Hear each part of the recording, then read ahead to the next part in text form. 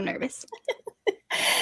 Hey, security peeps. We are live with another edition of Breaking Into Cybersecurity. I am Renee Small, cybersecurity super recruiter, helping to demystify cybersecurity careers for the month of October, which is Cybersecurity Awareness Month. And it is October 27th. We are 27 days in, 4 days left. This is nuts. I am here with an awesome human being, Gaylynn Fassler. Say hi to everybody, Gaylynn. Hello. And Gaylynn is giving a talk later this week. It's Saturday, right? It's Thursday. The conference is Thursday and Friday. And we're okay, cool. Thursday. Conference happening Thursday and Friday. Gaylynn is going to give us a sneak peek into the conference. It's the ISSA conference.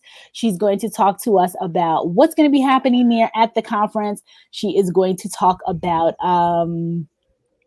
breaking into security. That's why we're here. So we have a ton to talk about in the next half an hour. So Excellent. There are a couple people chiming in. Danielle Goodwin. Hi, Danielle. Backman is back. Hello. And Mackenzie, good afternoon. It is afternoon wherever Mackenzie is. So we have people chime in, Gaylynn. So it tends to be a festive, a fun half an hour. So amazing. Go for it. So tell us about this talk. Give us a sneak peek, not the whole thing, but just a little bit about what you're going to be talking about. Yeah. So it's Triangle InfoSeCon, which is one of the largest conferences in this part of the country. I'm in the Raleigh-Durham area in North Carolina. So it's a huge conference every year. It's actually very near and dear to my heart. It's how I got introduced to information security. I volunteered with Raleigh ISSA back in 2013 and helped them organize the conference. And at the time, I really had no idea what InfoSec was. And but it was a great opportunity to meet people and kind of get my interest piqued, even though I didn't join the industry officially until about 2 years ago. So my boss and I are actually giving our presentation, and we're talking about our awareness and training program that we have where we work. So that's actually a lot of what I do. So Cybersecurity Awareness Month is particularly on brand because we're in the heat of that, and then we're getting ready to wrap it up, and we have a bunch of prize drawings that we're really excited to do. So it's been a busy month, and it's going to keep going. But so our presentation is about how we pivoted to keep our awareness and training program successful during COVID. So obviously, we've been working from home since March. We will continue to work from home for the foreseeable future. We've been told we'll revisit in January, and that's the word at this point. So we immediately, when COVID hit, we kind of stopped what we did. So a lot of what we do is phishing and communication and presentations, getting in front of people, trying to tell them about the tools that we have to help them be more secure at work and at home. So right when COVID hit, we just kind of stopped. Within our organization, we had 7 to 9 emails a week flying around about COVID and all of that. And we were just like, this is not the time to try to be in people's inboxes, trying to catch them. It's crazy. It's stressful. We're not going to do it. But once we kind of settled into our new norm, we had to revisit how we were going to be successful and how we were going to reach people. And kind of interestingly, we've just picked up and been so busy and had so many people interested. So our phishing program, I work at a really large organization, and our phishing program is opt-in based on your entity. Mm-hmm. So we ask that entity leadership, if they want to enroll their program, they come talk to us, and we kind of get their users, and then we roll them into the program. And I've only worked here since February, and this program is still really new. So it's been since about last October that we've had this program going. So just kind of through sheer force of will, and through a lot of it is due to my boss. She's been at our company for a really long time, so she just kind of knows the right people. We've been able to onboard. When COVID hit, we had 3 or 4 entities that were in our opt-in program, and next month when we fish, we'll have probably about 11 entities. Wow. So it's been busy. Very interested. Yes. That's been our main push, but because of COVID, we had to approach it in such a different way. So we also are doing a security academy where we're inviting other IT professionals from within the organization to come and learn a little bit about what our security department does and what it is to be a security analyst. And that was going to be in person. That was going to be like, we started that idea just for our help desk people because they were asking to shadow. And we were like, well, yeah, you can just come for like a couple hours. We'll give you kind of a spiel. And then COVID hit and we were trying to think, how do we still get these people involved and how do we get security in front of more people? And it actually expanded that idea so much. So instead of just having a couple help desk people come and sit with our analysts, we now have about 22 people that attend a virtual session monthly with a different part of our security team to learn about what that team does.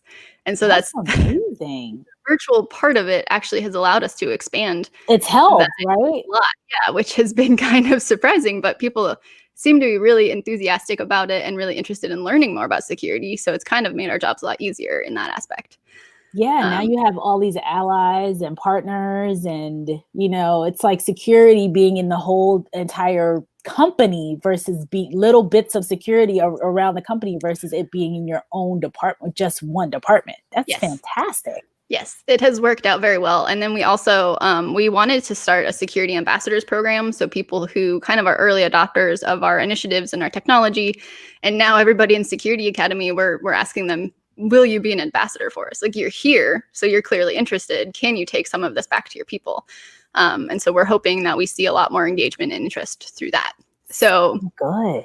Yeah, in a lot of ways, moving to virtual has actually helped us a lot. Now that people don't have to go somewhere, they can just log on. Right. I think we've gotten a lot more interest and engagement through it. So that's largely what our presentation is going to be about how we shifted and how we had to pivot and have somehow come out of it being very successful. This is awesome. It's fantastic because you are so successful at what you did. Before we continue on, I just want to shout some more people out. I think this might be Karen. She says, yay, Gaylynn.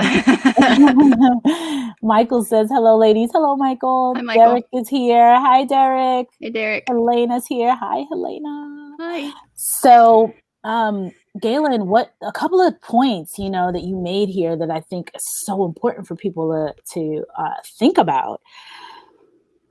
What your department did, what you all did in the middle of COVID is awesome. Mm-hmm. And I'm so, so happy. I mean, obviously there's so many things about COVID that have been,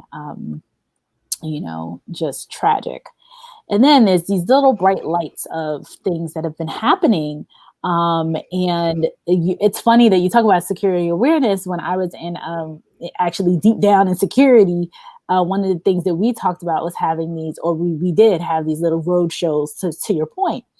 And doing them virtually just makes it a whole lot easier for you and for the individual, right? Because they could just log on to a Zoom call.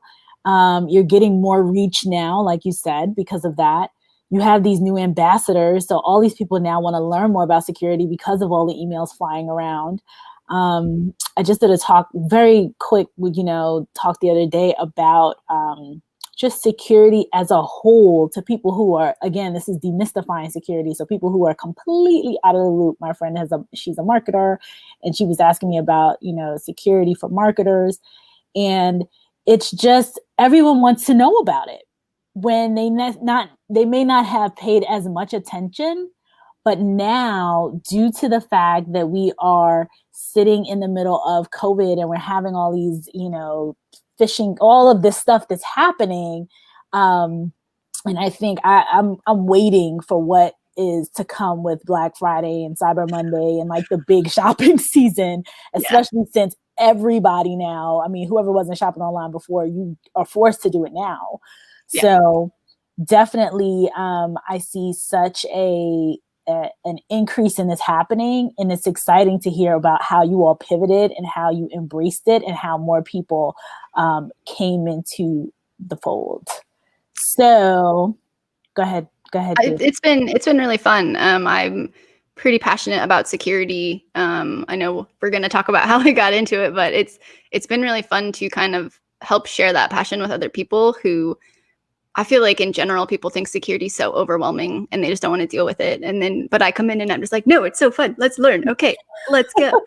And it's been great. This is my first awareness and training job, where that's my whole job is awareness and training. And it's great. Like, I really like it. So that's super cool. Super cool. So a couple more comments coming in here.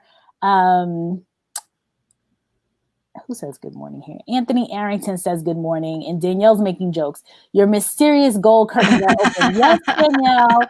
We test it out every day to see if the sun is going to be blaring in. And today is not as sunny. So yes, the mysterious curtains are open.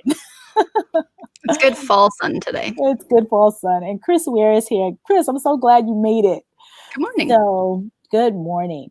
So Gaylynn, talk to us. 2 years in the field, 8 months. You just started the role right before COVID hit, which is wow. Yeah. And you got here through breaking in from, you got to the ISSA chapter and the conference as a volunteer, and that's how you kind of broke in. So you're like everything we've been saying for the whole 2 years of having this podcast. You're like everything balled into one.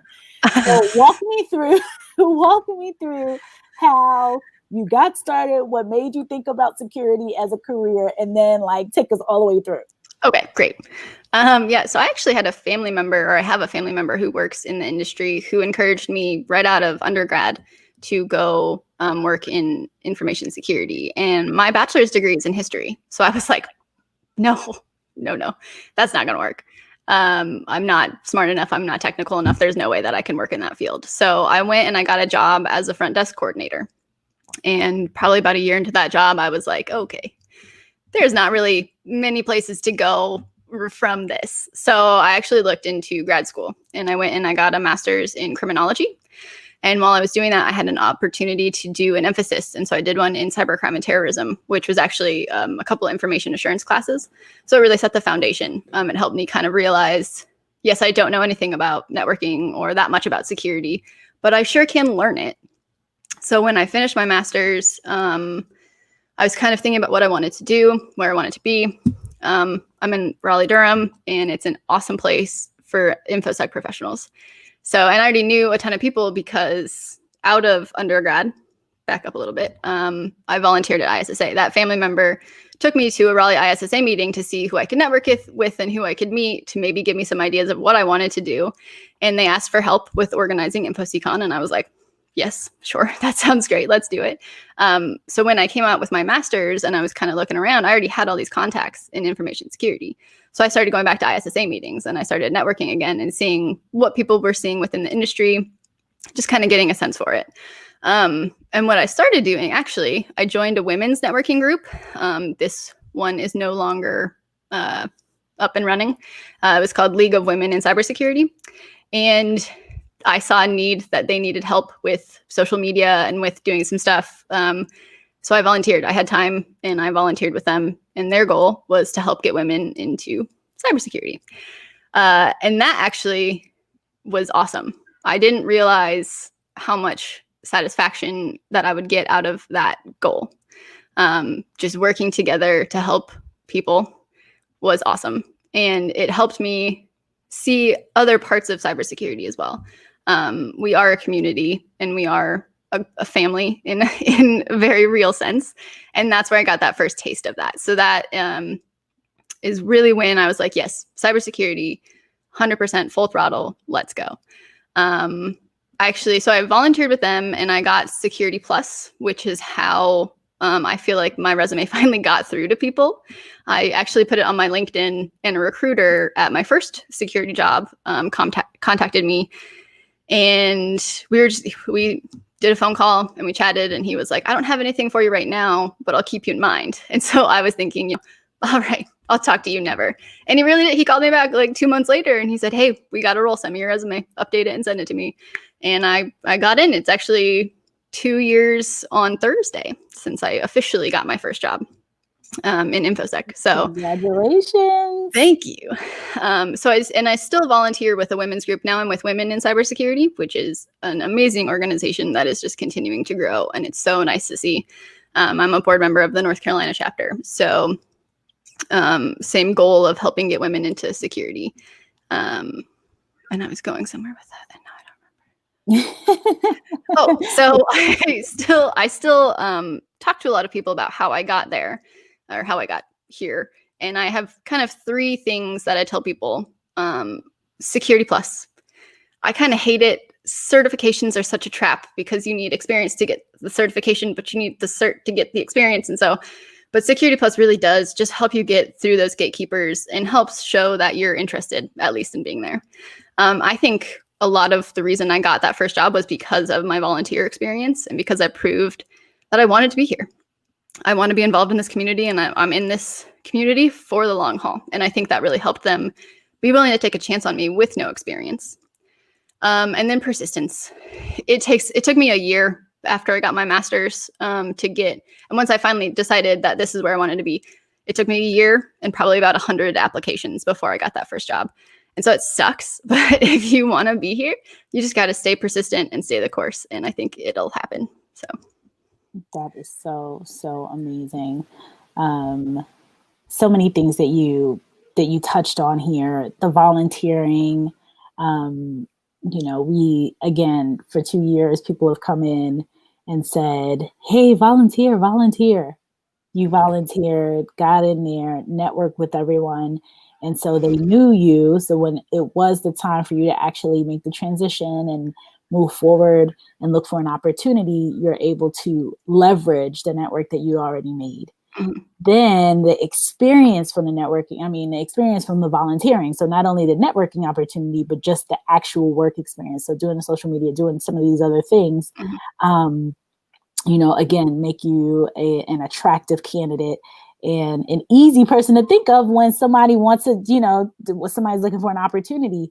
Then you talk about the certifications and doing the Security Plus, which I 100% agree, because what I like about what you said is that people took you a little bit more seriously, or, looked at like, okay, at least this person went forward and got at least one certification, right? So it shows that she's interested in the industry. And then you talked about the community and people realizing that you're being here for the long haul, which is so very important because people want to invest in people that they think are going to be around and not, jumping around. So it's definitely everything that you said. And then the application process. So not only were you doing you're doing not one of these things, you're doing all of these things. So then you apply with the 100 applications and using the network and volunteering and all of these things. And it took you about a year to break in. So I tell people all the time, the ones that get discouraged, to listen to these types of things because you all are here. And then when you make it in, you're like, oh my God, it's so awesome. Yes. So, so many nuggets in there. Okay. So some more people are saying hi. Good morning, Marlon. Morning, Roger. Macman says networking, because we talk about it like every single day. It's so true. Yes. Well, and not just for career, but I've met people who are very dear friends now and who I hang out with. Not right now because of COVID, but like it really, there's some weirdos for sure. But there's some majority are really awesome people. So yeah, I'm with you on that one. Danielle says Calvin Coolidge, persistence and determination are omnipotent, and that is so true. My mom's quote, I don't know if she got this from somewhere, but she would always tell me persistence seldom fails. Or maybe it was my dad's quote. I can't remember. But it's the truth. Persistence seldom fails. Like you keep going and going, eventually you're going to get to where you need to be. Yes. Roger says that's a pleasant scene in the background with the curtains. I'm going to have these curtains open as soon as it is beautiful back there. I just don't want the sunlight beaming in on us. But yes, love that little background out there. Sometimes there's deer back there. And I'm waiting for Gaylynn's kitty to cat bomb us because is it a girl or boy? There's actually 2. There's a girl and a boy. The one you saw earlier was the girl. So she was in there before, so waiting for her to come back. Danielle says, stay the course, good information. And Oni said, it's a good evening from my end here. Where is everybody? I feel like people are all over the world today listening in on this one. So this is really good. Yeah. So tell us about the conference. So it's usually in person. This time it's online. Do people have to pay? Can they still register? Ooh, that's a good question. Yeah.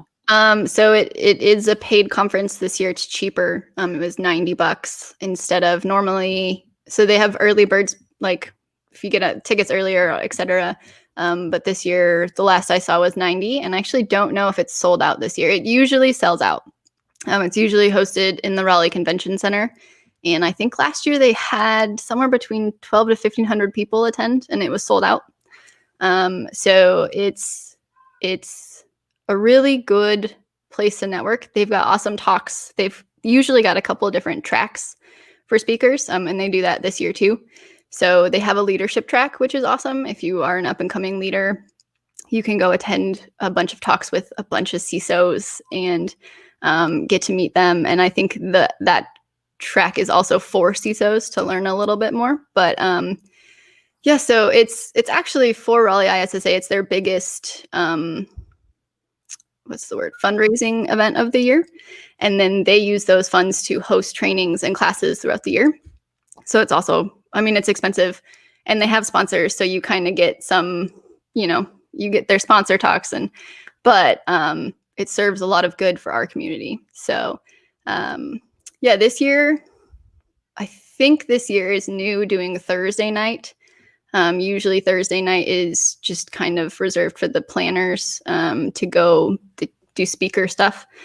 They normally do Friday all day, and then what they call after dark. And the after dark part is pretty fun. They have drone races, and they've got games, and they've got stuff to do for people who maybe can't attend during the day. So they're trying to be inclusive to those who can't get away for the day. So this year, I think Thursday is the concession to Friday, just because virtual. I don't know that we can do virtual drone races that are as fun. So, but yeah, I've gone. This will be my first year speaking at it, and I'm really excited and getting more nervous the more I think about it. So I'm trying not to think about it too much. Well, you're doing great right now. Thank you. This is probably hundreds of people watching. I don't want to scare you. Don't tell me that. Yeah. So my boss, I'm actually glad my boss will be there, just in case she can talk herself out of any situation if she needed to. So yeah. So it's called Triangle InfoSeCon every year. This time of the year. Yeah. No, it's fantastic. You're going to be awesome. Just telling us and talking to us about what you're doing right now is amazing. Sharing your background and sharing the security awareness plan that you all worked on, and all the pivoting during COVID, and everything that you've been up to has been pretty fantastic. So I'm glad. You're going to be great. Isn't she doing a great job, everybody? 2 years into the field. Oh my goodness. Okay, look at where all these people are here from. This is pretty cool. So Roger's in Pittsburgh. Danielle is in Kuwait. What? Whoa. What time is it in Kuwait right now? I know. That's what people were like. Good night, good morning. Yeah. Danielle's in Massachusetts. That's cool. Marlon's in Maryland. Shahid is in Phoenix. We have people from all over. I love this. Wow. Oni is in Nigeria. Marcus is here. Marcus says, when you volunteer and help others, the universe will not let you starve. That is the truth.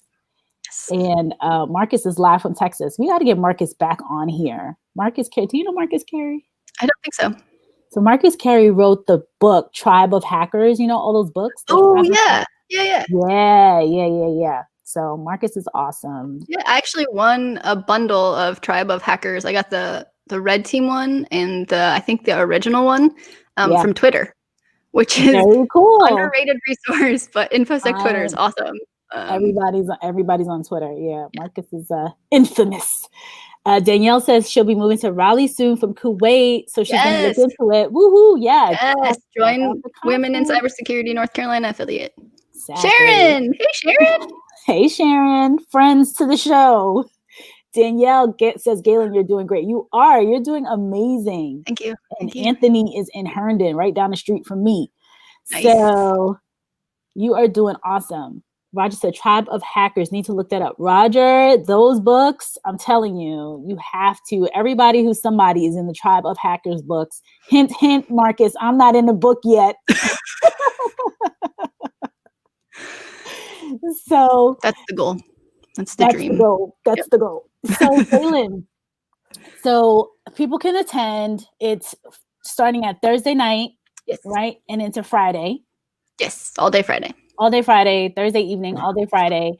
And then tons of different talks, panels, people like you and others.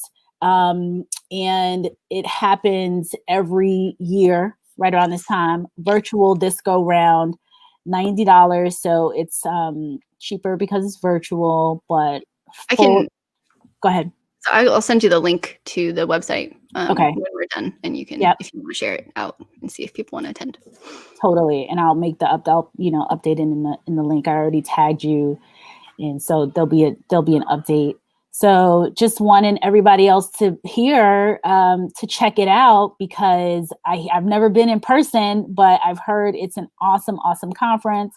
As Gaylynn said, it jump-started her career, which is amazing. And yeah, just super excited that you could come on and talk about it. And Gaylynn just also happened to be under 2 years experience. So for everybody that's out here demystifying security first. So Gaylynn, quick question, because we have about 4 minutes left. You were initially in that first role, because I know this is your first security awareness role. Yeah. What was the first job that you got after that recruiter? What was that one? It was identity and access management. Okay. Yep. And so that was at Blue Cross Blue Shield of North Carolina, which is a great organization. And I was sad to leave. But yeah, so I was doing identity and access management, which was actually really useful. I learned a lot about Active Directory and how all of that is managed, which is so important. Like, it's actually something that we've had to have discussions with in my current role about, well, no, this is an access issue.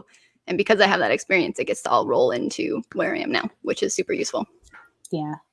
Yeah, I had Chief Privacy Officer Lydia Payne Johnson. She was on here maybe last week, and she talks about IAM, Identity Access Management, and how people tend to not, I don't know, either not realize it or not understand, like that component and how important it is. And so it's cool that was your first step into security, was in that space, and then you got to take on this new opportunity in security awareness. So that's pretty cool. A couple more comments here before we wrap. So Anya says, "Good job, ladies." Thank you. David Vaughn says, "A candle loses nothing by helping to light another." That is so true. All these great quotes today. Roger says, "Wow, that series of books sounds fantastic. So glad I started following this group.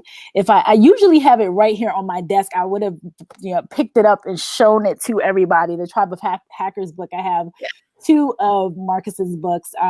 One that I gave to my kids. So he also wrote a book, 2 children's books. So there's one about learning pretty much coding for kids, and then the Tribe of Hackers. So next time I'm going to just show them on the show." Nice. And then Ozzy is here saying, "Late greetings from Georgia. All friends that come here often."